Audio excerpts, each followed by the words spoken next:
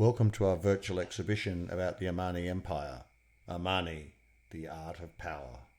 Before analysing the geographical points of any map, it is prudent to assess the historical and geopolitical landscape first.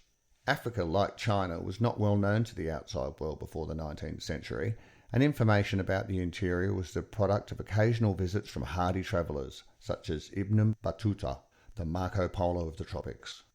The geography of East Africa is serene, the rivers navigable and the soil fertile for agricultural activities, and reputedly lucrative for trade. And it was the combination of these factors that pulled the Arabs, Indians, and other nationalities into the East Africa coast.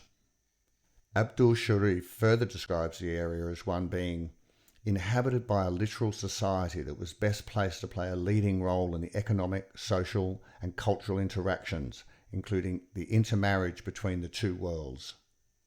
The formation of the Omani trading empire took place during a time that was critical for the Arabs of the Peninsula, 1624 to 1719. European colonialism had just begun to take shape. The discoveries of the New World and the new sea routes around Africa to Asia shook the foundations of world commerce.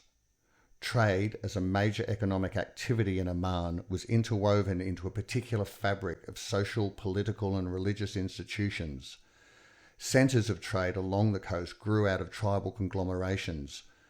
The main regional international powers that were operating in the Gulf during the 17th and onto the onset of the 18th centuries were Portugal, Persia, Turkey, Holland, England, and France.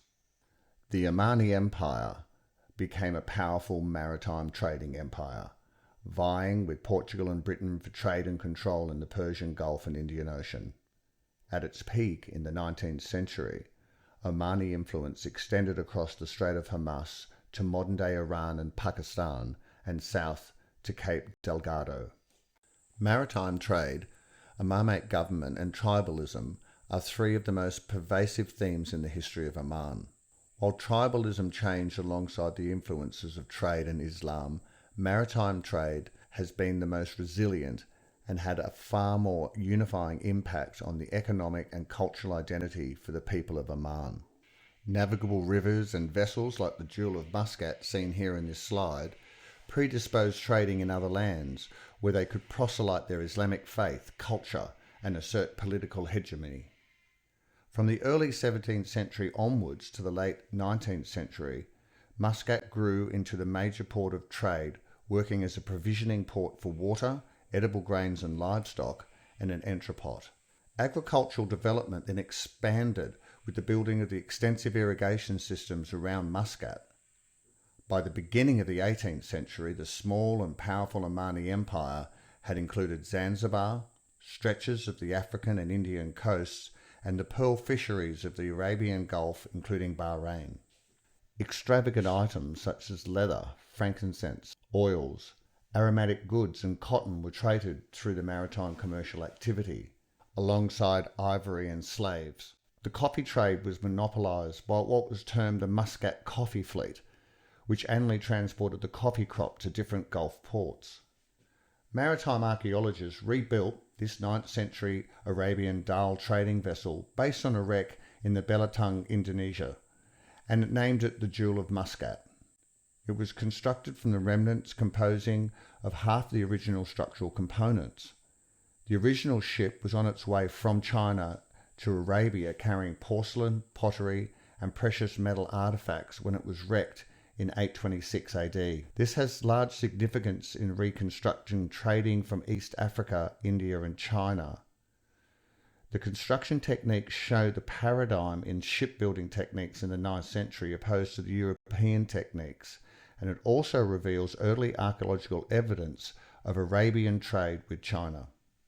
The souks and tourist markets of Oman are today filled with the remnants from the days not long past when this country used to be home to a highly skilled and thriving silversmithing industry. Now the domestic market is gone and the artifacts have been left behind. The jewellery, the daggers, these amulets and other assorted accoutrements are now all hawked in shops sold by weight as souvenirs and collectibles. With this degree of uncertainty about when Omani silverwork started being produced, A similar lack of clarity can be expected in its stylistic and design roots. Given coastal Oman's extensive history of long-distance trade that stretches back over 1,000 years, spanning from China and India and through the Arabian Gulf all the way into Africa, it is difficult to imagine that the craftsmanship of the Omani silver artisans was immune to the influences of such regional emporium. This silver necklace with a bowl-shaped pendant and the amulet necklace featuring a large silver and rectangular hertz were created in the 1950s, providing an example for the persistence of empire. The imamate, the highest religious and political office in Oman, was rooted in the Islamic religious sect of Abadism. Abadism was a puritanical religious movement which saw the Quran not only as their spiritual guide and their political constitution, but also as their social philosophy, in practice as well as in theory. The Abadists thought that any pious Muslim, regardless of his origin, could be nominated and elected as a caliph by the Islamic community. They were a cheerless people who rejected music, dancing, singing, smoking and rich clothing, which is quite surprising considering the intricacy of this BURQA and the jewellery that we have seen earlier on. They considered themselves to be the only true Muslims and that all others were infidels. The degree of tolerance became greater in coastal Oman. Greater contact with foreigners produced a more moderate form of Abadism relative to the insulated interior.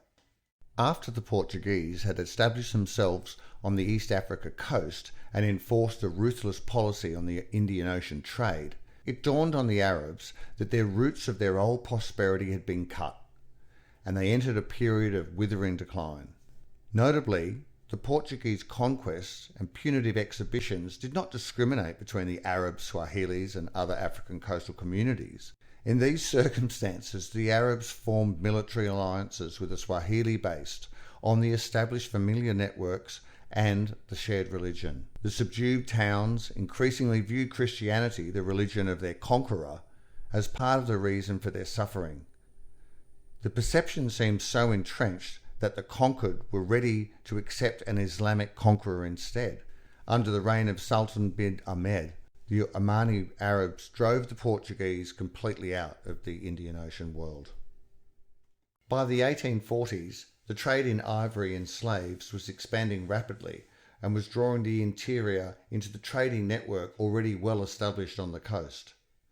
There is a tendency to consider ivory and slaves as interconnected commodities of the trade, since in most cases they came from the same region, and also since slaves could be employed to carry ivory.